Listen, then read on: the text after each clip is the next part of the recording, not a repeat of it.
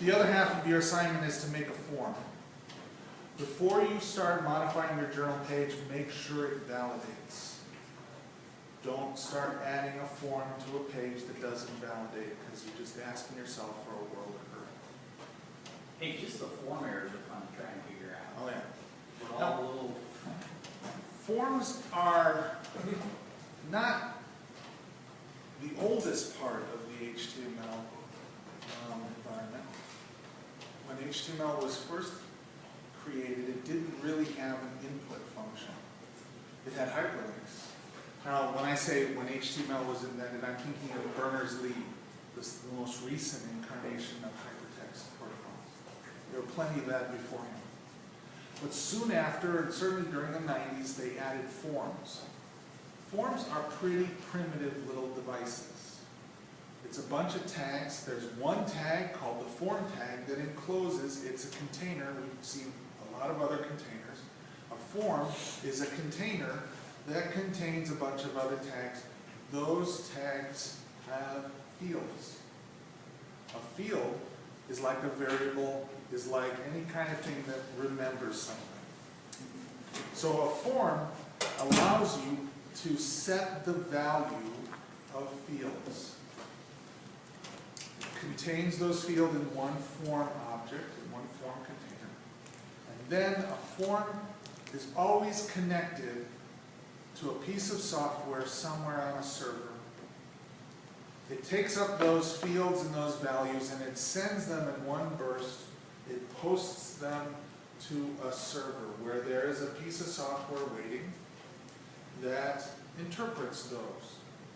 That is the way forms have worked since the dawn of time, or 1995, whenever they first came out. I think it was in HTML 1 or something.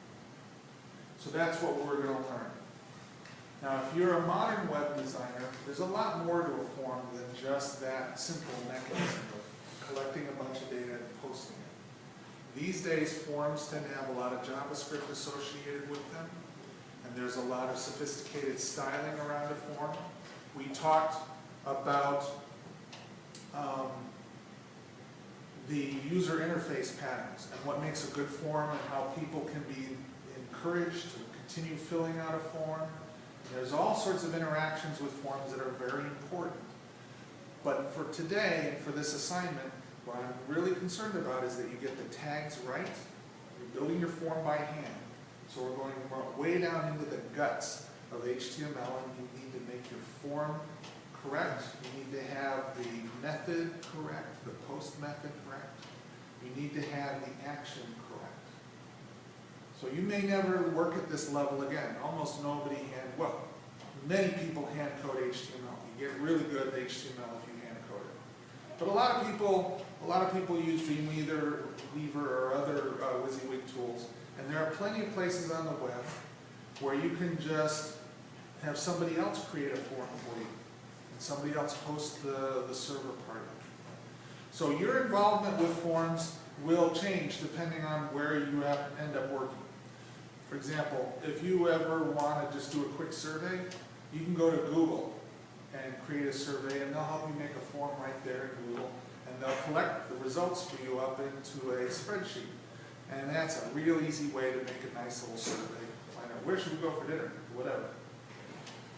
This level is down at the HTML tags, and you have to validate your forms. And they don't have to look good. You don't have to style them. If you do, that's great. You don't have to do client-side validations. In fact, please don't do client-side validation. It just makes it hard for me to read your form. So let's take a look at the HTML side of things. The name of the script is, this is an old presentation, and again, this is an old technology. It used to be, what is it, Computer Gateway Interface or something like that. I always get this confused with computer graphics interfaces. Anyway, there's always a script. There's a form and there's always a script. There's a client side with the form, there's a server side with the thing that eats the form data. We're going to take a look at the various tags and we're going to build a form. This is what's called a wireframe. This is a low fidelity example of a form. And when you're first working with a client, a lot of times it's useful for you to not show them any style. To just show them here. There's a box, has other boxes in it. Do I have the fields right? So they don't get bogged down in, oh, I don't like the color. Oh, is that the right font? You know, focus on the structure of the form first, focus on the fields first. You got labels, you got fields. You notice there's a couple of different kinds of inputs here. There's one line of text, there's a pull down here. This is a wireframe version of a pull down. There's the radio buttons here. Does anyone still have a car that's old enough that it actually has a button, a set of buttons, mechanical buttons on nobody? You do, yeah. My stereo. Or are you talking about like? The mechanical kind where you have to push on one and it pops the others out? Yeah. Yeah. Hit car, right? Yeah, in a car. Yeah, I got a Mustang. Yeah. Mine's Jeep. I've had some classes where no one in that class had ever ridden in a car that had a mechanical radio button. So these days, they used to call these radio buttons, but now it's getting to the point where most of the web development community wasn't alive when they had that kind of stuff going on. So they're called options now. I still like radio buttons. There's two kinds. There's this exclusive one where only one of these is true at a particular time. And then there's these check boxes where I can have one or more. Then we have big areas where I can write a whole paragraph or more. And then I got the buttons. So this is a wireframe of a form showing the various kinds of input.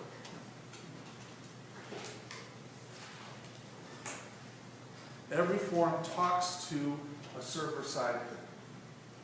Now the bad example that you start with on your example homework is not talking to a CGI script. It's doing something else. And you need to fix that.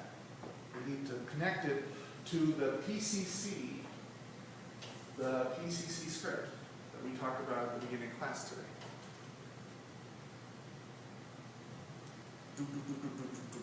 Most of the time, when you're doing professional development, you'll have a back-end team, people who do server-side programming, and you'll have a front-end team, people who are doing the client-side programming, the design.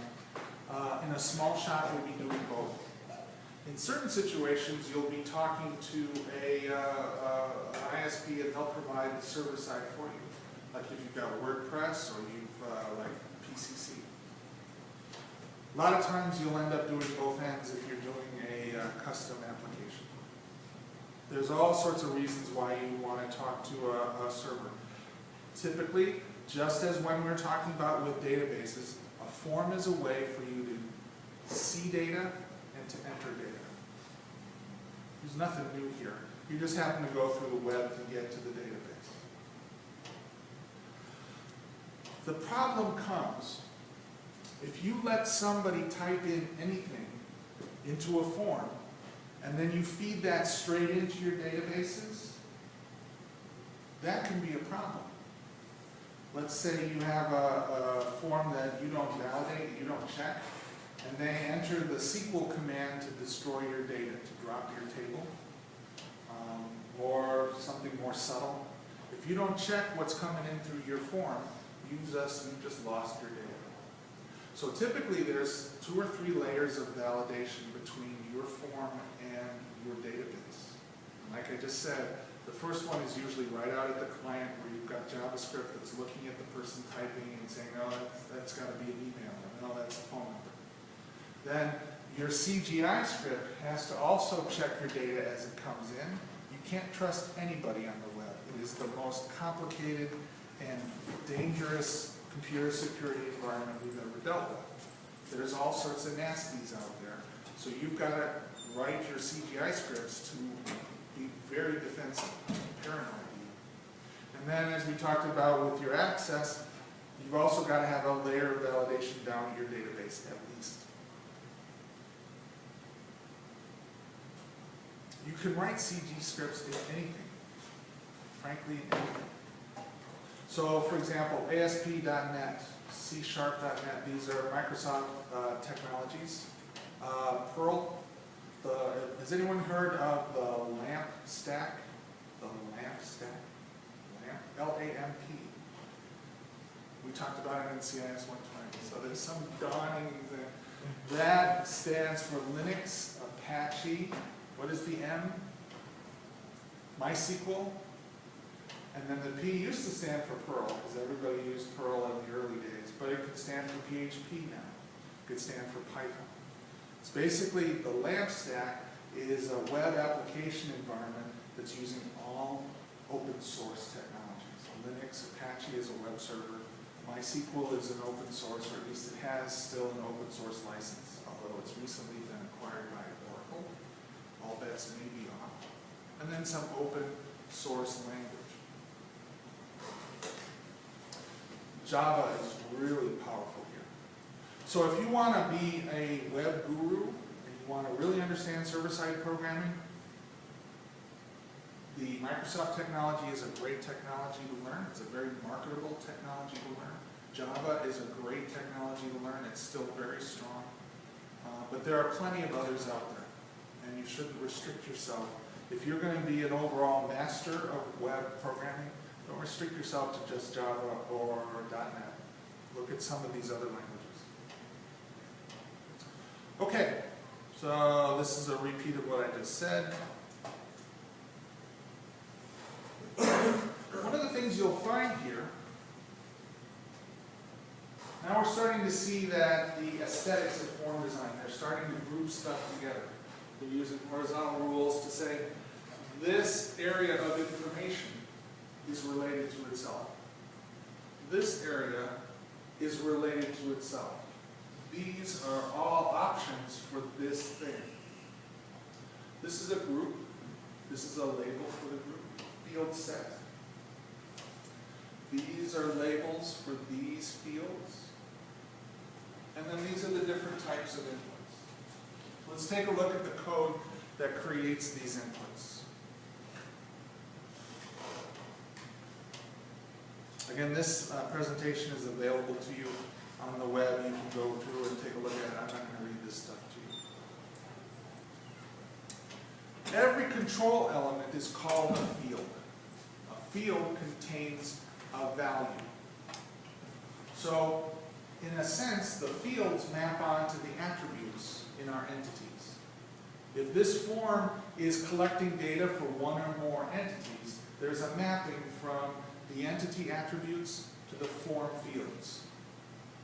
It's a simple way of looking at it. Now, if you're looking at a more complicated form, there might be, well, clearly this form is, let's say we're doing our personal information database again. The first name is going to go into the person table. The rest of the stuff is going to go into the family table. Some of this other stuff is going to go into some other entity.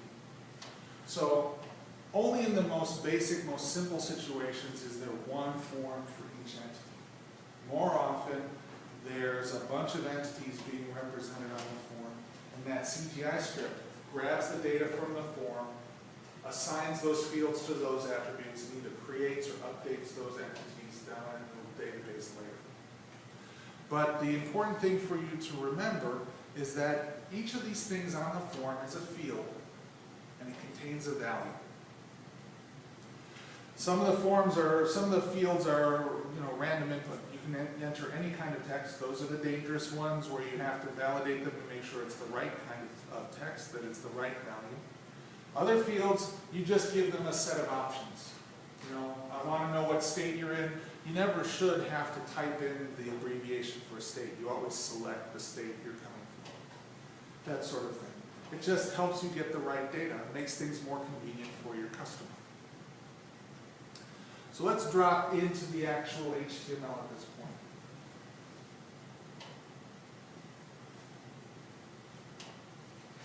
A form has an opening tag, a set of attributes, a bunch of elements, tags inside of it, and then a closing tag. This is true for HTML or XHTML. A form is always a container. You can put forms in tables.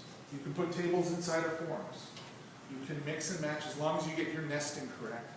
You can do all sorts of really cool things with forms.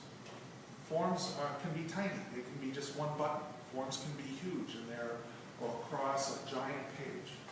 It's just HTML. Every form has a name. And the computer on the server side is going to be looking for that particular name. So here's a quick example. I don't know if you can read this. I hope you can. But it's a quick example of a web page that has a form in it. Forms go inside the body. And the form has a name, and then there's a bunch of stuff, and there's a closing tag. This is kind of slow, but I want to make sure we're all on the same page. Now, a form is always connected to a server. We've seen that before. This is how it happens. A form is always going to talk to a particular URL. Just like you can go get a page on a server, you can point to a program on a server. In our case, we're going to point to a particular CGI script. Earlier today I showed you it was a Perl script. It was URL, filename.pl instead of URL, filename.html. Forms can send different kind of data. Typically, we're sending text. Typically, we're just sending a bunch of text up into the server. But you can use forms to upload files. So the kind of encoding you have, encoding is just a way of putting the data together and shipping it across the network. You have to specify that. I think that's actually optional, but it should be there. And then the method is sometimes optional, but you should put it in there. That's one of those HTTP verbs. There's a couple of options you have. Remember we talked about CRUD, create, read, update, delete, the basic operations for databases. There's a parallel set of verbs in the HTTP protocol. There's get, there's put, there's post, and I think there's a delete, although most browsers don't do deletes. So you have to make sure you use the right verb. Typically in our environment these days you use post. Use post. Now sometimes this has security issues. If you're going to put you've got a bunch of fields, you've got a bunch of data, a bunch of values, you're going to send them up to the server. You can send them up using a get. It actually puts those field names and values up in the URL so anyone can see it. Now that can be a security problem. It's not much of a security problem because all of this stuff gets transmitted in the clear anyway. So if you have even the simplest little piece of software, you can see the contents of the form going out unless they're using an encrypted program. Sometimes it's a good idea to put the contents of the form up in the URL. For example, if you want to bookmark something that you submit a lot, like a search, if they're using a get method, you can bookmark it because all of the stuff is in the URL. Most often, however, you use a post method. We're not going to worry about that. You can read about it here. So here's an example. I've got my form tag. I've named my form. And here's the script that I am going to send to. It's an absolute address on this machine, in this folder, and here's the name of this thing. This particular program doesn't have an extension. We can go into why that's true, it doesn't matter. And this form is going to send it using a post method. Yours will look slightly different. Initially, the action will be some old and broken thing, and you're going to replace it with the new hotness, and then you're going to have the right method.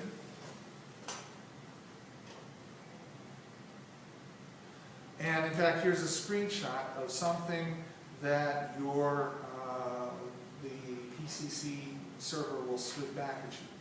It'll say, oh, I received your form, and here's the fields that you sent me, and here's their values.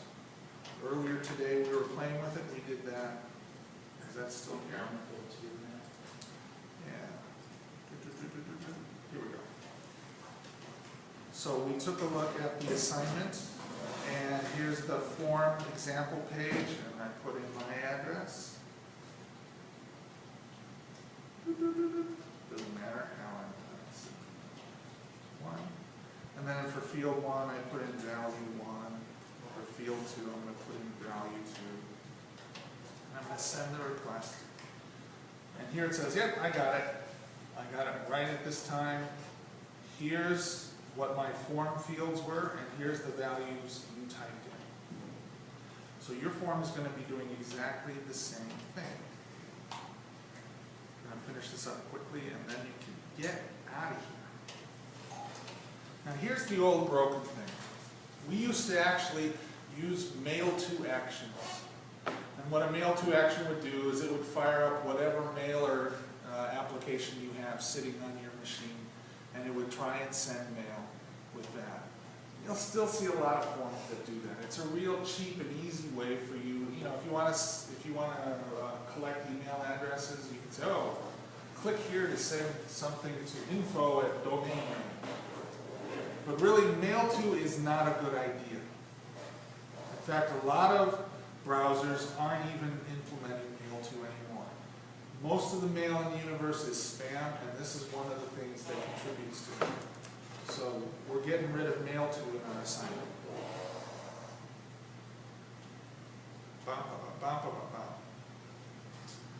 Just hold on for 5 minutes. 5 minutes. I know you're ready to go.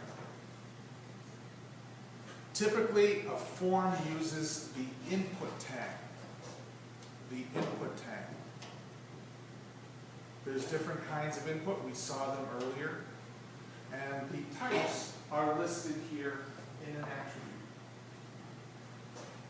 So your input tag will typically look like this.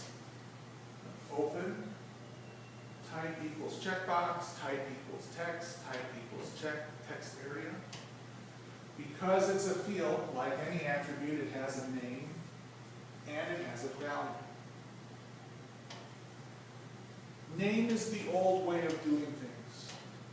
Back in HTML1, everything had a name attribute.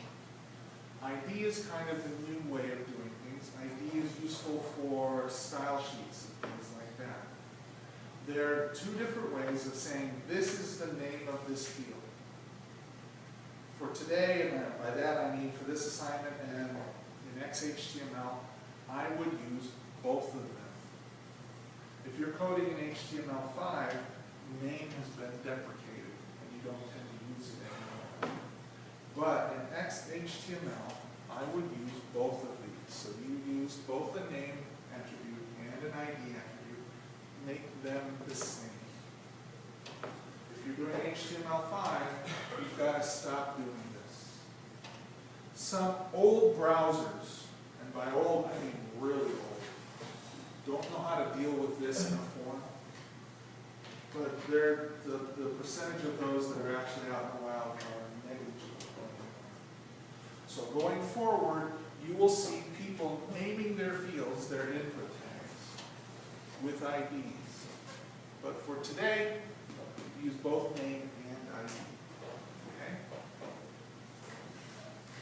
Is it absolutely imperative to use that old CGI script? I would prefer it. That way I know what I can grade it easier. The further you stray and the cooler you make it, the harder I have to work. So I gotta tell you, my enthusiasm wanes.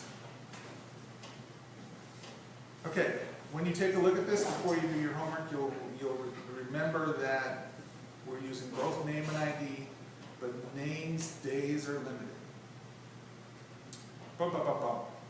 So the rest of this presentation goes through one of these examples after another. It shows you how to do checkboxes, it shows you how to do options, it shows you how to do all of the different things. We don't have time to go through all of them.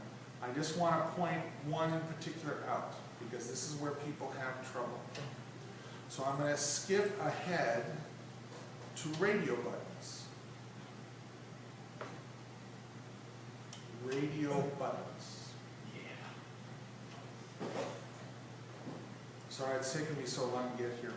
We'll review this next Tuesday, and if you have trouble, we'll kick the homework back and forth until you get it right. send me something on time, and all things become possible. Okay, the weird thing about forms and radio buttons is they didn't do a very good job on the tag. That's my personal opinion, but it's annoying having to deal with radio buttons. The first thing we would recommend is that you use an option group. The second thing that's more important, here's an example of option group. That's how I did mine. The important thing is that every one of your radio buttons is a separate tag. You would think if I had 5 things, of which I could only pick one, I'd have one tag that gave you 5 different options. No, you have to give 5 different tags. Well, then how do they know that only one of them can be true at the same time? You have to use the right naming convention. So, notice here, this is one situation where the name and the ID are not the same. I've got 3 options. I'm saying you have to be one of these 3 types of political animals: Democrat, or Republican, or Independent. The code for this looks like this. Please take a look at this when you get home. I've got an input type of radio, meaning it's an option. And the name for this one is party. The name for the second one is party. The name for the third one is party. That's the way the browser knows that all 3 of these things are related. And only one of them can be true. So the question is, well, how do I know which one is true? That's what we use the value for. Now I can use different IDs, and I can use that to style them differently. But the key thing here is that the name for all 3 of these options is the same. Then the browser knows they're mutually exclusive. The value that gets shipped up is in the value field. So it kind of puts it in your way. Yeah, it's not really an array, but it's a set. It's really a hash. And then how do I put this here? I use these labels. And we haven't hit the label tag. I'd like to see labels in your homework. Okay, so in options, same name, different values, different labels. We gotta stop here. There's a lot more forms. We'll go back around on Tuesday. I'm sorry we didn't get to it before we needed to use them. Yes, sir. Do you want this below the table or on a separate page? Below the table. You still only have one journal.html file or .html file. The form is inside that file. Okay. You can put it in one of the table rows. You can put it later. I think the instructions actually say put it below the table. Yeah, it says below the table. Yeah. Doing the list. Yeah, where people run into trouble is nesting, getting the tags in there correctly.